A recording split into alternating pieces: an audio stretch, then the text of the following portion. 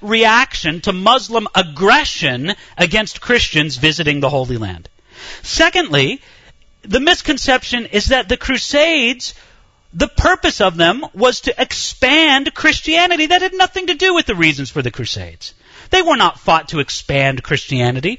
They were fought to make the Holy Land safe for Christians to visit and to live in. And we have to say that when you study the history of the Crusades, and it's a fascinating subject and worth going into in some detail, you do find the very interesting phenomenon of what is known as the Children's Crusade. This was a very tragic event when some of the Crusades turned out to be unsuccessful. There were actually 2 children's crusades that thought that they could change it in the early 1200s. One of the children's crusades began when a 12-year-old boy named Stephen of Cloyes inspired some 30,000 children to march to the Holy Land to make a spiritually powerful, supernatural conquest by those who they believed were pure in heart, right? They said, hey, it's a spiritual battle, right? So we need children who are spiritually pure in heart. I don't know how many children they know, but they said these spiritually pure in heart children will go, and with spiritual power they will defeat the Muslim foes. Many of the 30,000 children died on the way. Others lost faith when the sea did not part for them as they expected. And most of the remaining children died at sea, were slaughtered, or were sold into slavery. And there was another children's crusade in the spring and summer of 1202. First of all, in France, a 12-year-old shepherd boy named Stephen claimed that he saw a vision of Jesus telling him to lead an army of children to Palestine. And then in Germany, near Cologne, a 10-year-old boy named Nicholas claimed a similar vision. So again, they made this mighty march to the Holy Land, as I just described for you, and there's estimates that from between 10,000 and 50,000 children participated in the crusade. Almost all of them were either slaughtered or died along the way or were sold as slaves. Their misguided faith cost many of the French children their lives and nearly all of the Germans. So that's enough with the Crusades. The next and final topic that we want to talk about in this particular class is the Mongol invasion. Here we're fast-forwarding to the year of approximately 1242. In the year 1242, the most fearsome army ever to invade Europe turned back to the east after easily conquering almost all of Eastern Europe in 1241 and setting their sights on a drive all the way to the Atlantic.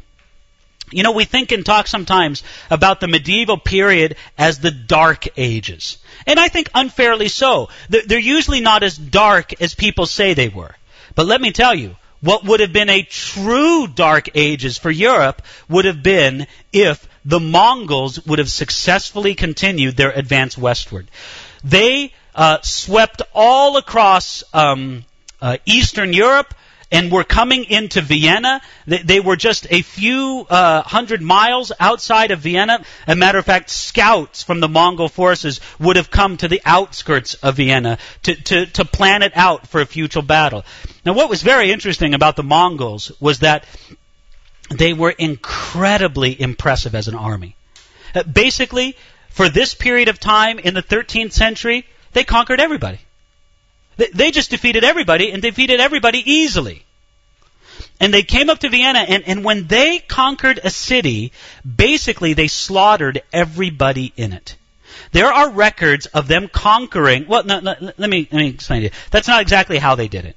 They would come to a city, and they would basically call out to the city and call on it to surrender. If the city did surrender, they would come out.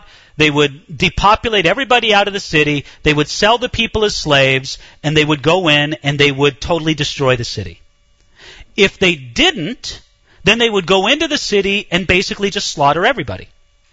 There are Mongol battles where they killed 1 million people in their conquering of cities.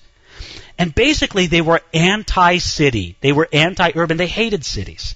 And so they would destroy them because they were basically rural people, people who lived on horseback and in fields. So, as they swept all the way eastern towards Western Europe, they came to the outskirts of Vienna, but they stopped there. And yet, before they could advance even further upon Vienna, the leader of the Mongols back in China, back in that region of Central Asia, he died, and the Mongol leaders had to be recalled back to that area because by their laws and customs, that's how they elected a new leader, was by having all their people come back and elect the new leader. That was about the only thing that saved Vienna from this horrible conquering from the Mongols. And if they would have conquered Vienna, it's very conceivable they would have just continued to sweep through Western Europe. And let me tell you, again, European history could have been very, very different because it's very hard to argue that anybody could have stopped the Mongols in their conquest. If they would not have turned back of their own accord because their leader died back in Central Asia, who knows what would have happened. Well, again, these were tremendous conflicts, tremendous influences that lay over Europe during this period. In our next session, we'll continue to talk about a few more of these great influences and these great things that sort of set the framework for the Reformation, as we'll talk about that in some future sessions. But this whole period of the medieval age, I don't think it would have been a very good time to live. You don't want to paint the picture worse than it was, right? To call them the Dark Ages is probably too severe.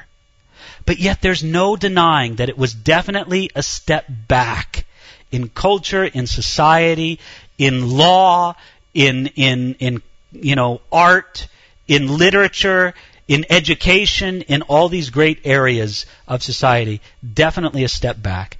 And Europe was trying to find its way still after the fall of the Roman Empire. I find it very interesting that in 800, when Pope Leo put the crown upon Charlemagne's head, he called him the Emperor of the Holy Roman Empire. Now what's interesting is it wasn't the Roman Empire at all, right? It didn't have the same geography. It didn't have the same structure. It didn't have the same law. It didn't have the same other features as the Roman Empire. But you can see this returning characteristic over and over again, where it's like they hungered for a return of the glory of the Roman Empire. It's as if after Rome fell, Europe missed it very greatly until the period that we call the Renaissance, when they came back and very actively looked back to classical culture from both Greece and Rome to try to regain some of that glory of the classical times.